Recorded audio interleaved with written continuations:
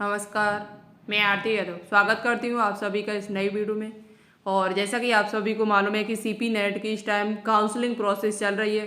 First round आपका हो चुका है, उसके एडमिशन भी कॉलेज में जाके बच्चों ने करा लिए हैं।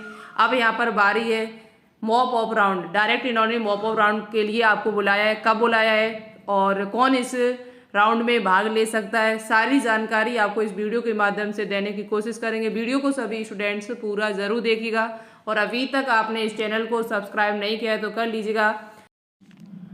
देखिए, आप सभी के पास एक मेल आ रहा है जो मेरे पास एक स्टूडेंट्स ने भेजा हुआ है। उसमें आपको क्या क्या जानकारी दी गई है, आपका नाम उस पर डला होगा, साथ ही साथ उस पर आपकी काउंसलिंग रजिस्ट्रेशन की फीस। काउंसलिंग रजिस्ट्रेशन जिन्होंने कराया हुआ है, पहली बात तो वही भाग ले सकते हैं यहाँ पर मॉप ऑफ राउंड काउंसलिंग में। और यहाँ पर आपको कब बुलाया गया है तो वो भी अभी हम आपको बताएंगे। आपने भी अपनी मेल में चेक कर लिया हुआ है। इससे पहले एक बात और आपको बता दें कि यहाँ पर डॉक्यूमेंट्स भी आपको तैयार करके रखने हैं। जो फर्स्ट राउंड में डॉक्यूमेंट्स आपके लगे हुए थे डॉक्यूमेंट्स वेरिफिकेशन में कॉलेज में जाके, वही डॉक्यूमेंट्स आपको भी तैयार करके पहले से रखने होंगे। जैसे यहाँ पर सीपी नेट का प्रवेश पत्र एवं अलॉटमेंट लेटर, प्रवेश पत्र आपके पास होना चाहिए और साथ ही साथ ये इनकी दो टू कॉपी होनी चाहिए और ओरिजिनल भी आपका होना चाहिए। ओरिजिनल के साथ दो टू कॉपियाँ आपके पास होनी चाहिए। 10th की मार्कशीट आपके पास होनी चाहिए, 12th की मार्कशीट आपके पास होनी चाहिए। यदि आपके पास जाति प्रमाण पत्र है, आपने लगाया हुआ था उसमें, तो जाति प्रमाण पत्र भी आपके पास होना चाहिए, वो भी ओरिजिनल। ठीक है। मूल निवास आपके पास होना चाहिए, उत्तर प्रदेश का बना हुआ उत्तर प्रदेश निवास प्रमाण पत्र आपके पास होना चाहिए। चरित्र प्रमाण पत्र यानी आपके पास करेक्टर सर्टिफिकेट यहाँ पर सीसी होना चाहिए। टीसी आपके पास होना चाहिए।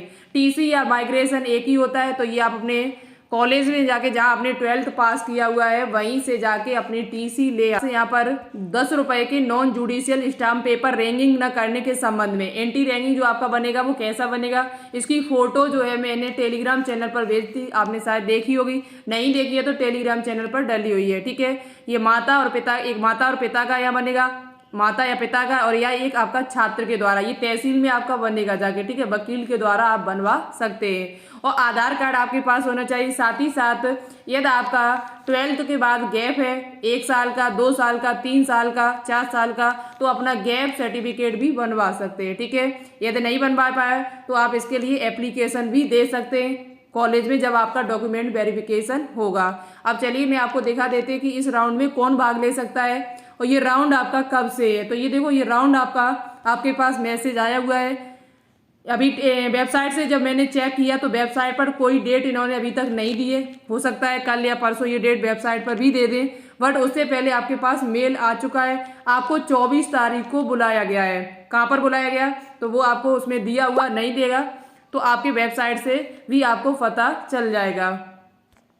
देखिए यहाँ लिखा हुआ है कौन स्टूडेंट्स मॉप ऑफ राउंड में भाग नहीं ले सकते हो, कौन ले सकते हैं। जो अभ्यर्थी उपरोक्त अनुसार किसी भी विकल्प का चयन नहीं करते, पाठ्यक्रम की फीस निर्धारित तिथि तक जमा नहीं करते हैं, उनका सीट का आवंटन स्वतः निरस्त माना जाएगा एवं उनकी सीट को रिक्त मानते हुए अन्य अभ्यर्थियों को मेरिट एवं पाठ्यक्रम की प्राथमिकता के आधार पर आवंटित कर दी जाएगी। ऐसे अभ्यर्थी मॉप ऑफ राउंड में भी प्रतिभाग नहीं कर सकते।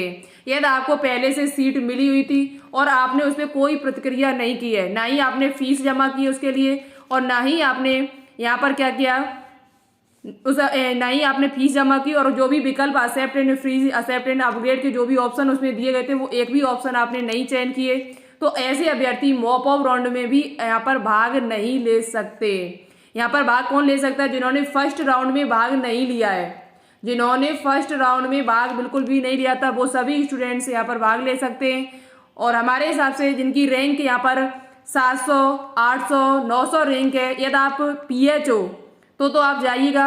यदि आप जनरल हो, ओबीसी हो तो आप वहां पर न जाएं। एसटी हो तब तक तो आपका चल जाएगा 500 रैंक तक, 500, 550, 600 रैंक है तो आप जा सकते हो, क्योंकि एसटी की सीटें खाली डली रहती हैं। वहीं एससी की भी सीटें खाली डली रहती हैं। तो बाकी के जो जनरल या ओबीसी वाले बच्चे हैं जिनकी रैंक जो है वो 700, 800, 900 रैंक है, तो ऐसे बच्चे यदि आप जाना चाहो तो जा सकते हैं, कोई बड़ी बात नहीं है, बट आपको सीट मिलने के चांस नहीं है। जाने के लिए सभी स्टूडेंट्स जा सकते हैं जिन्होंने फर्स्ट राउंड में पार्टिसिपेट नहीं किया था। उनकी रैंक बहुत ज़्यादा है, 1000, 1200, 1100 जो भी रैंक आपकी है, तो आप जा सकते हैं, जाने के लिए कोई आपको मना नहीं वहाँ पर, बट आपको सीट वहाँ नहीं मिलेगी। ओके। और जो स्टूडेंट्स भाग नहीं ले सकते हैं, जिन्होंने कोई फीस जमा नहीं की निर्धारित तिथि तक और ना ही कोई विकल्प का चयन किया, ऐसे अभ्यर्थी तो बिल्कुल भी भाग यहाँ पर नहीं ले सकते हैं। ठीक है।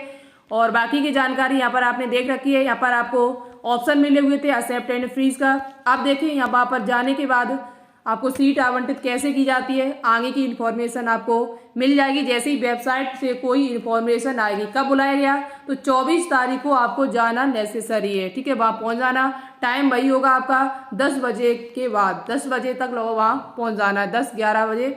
और ये काउंसलिंग लगभग 4 बजे तक चलती रहती है। ठीक है। और कोई जानकारी होगी तो मैं आपको देने की कोशिश करेंगे। आपका डाउट कोई है तो उसे आप पूछ सकते हैं, मैं उसका रिप्लाई जल्द से जल्द देने की कोशिश करती हूँ। ठीक है। तो चलिए आज के लिए इतना ही, मिलते एक नई वीडियो के साथ, तब तक के लिए थैंक यू। जय हिंद।